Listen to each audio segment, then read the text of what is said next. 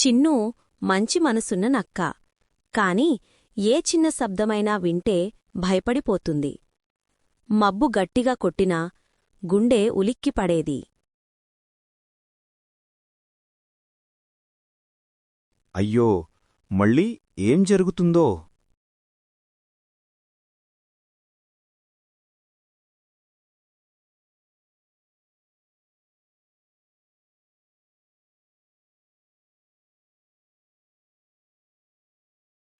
ఒకరోజు వానికి వింత కాంతి కనిపించింది.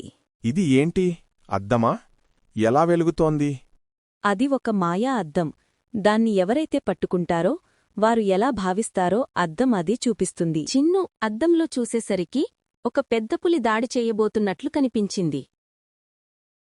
అయ్యో, పులి! అయితే నిజంగా పులి లేదు. అది చిన్ను లోపలి భయమే.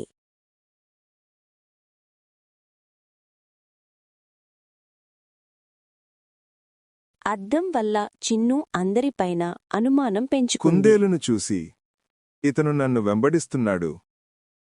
కుక్కను చూసి ఇతను నన్ను కొరికేస్తాడు. కోతిని చూసి ఇతను నన్ను భయపెట్టేందుకు ప్లాన్ చేస్తున్నాడు. చిన్ను ఇంత ఎందుకు భయపడుతోంది?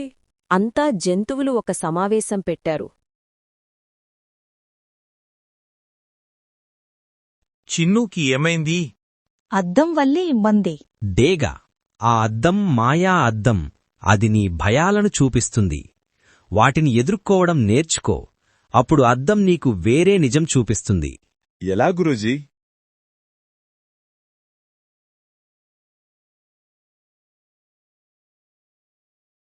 చిన్ను ధైర్యం చేసి మళ్లీ అద్దంలో చూసింది. పెద్ద పాము, చీకటి అడవి, పెద్ద చీకటి నీడ. నేను భయపడను. ఇది నిజం కాదు.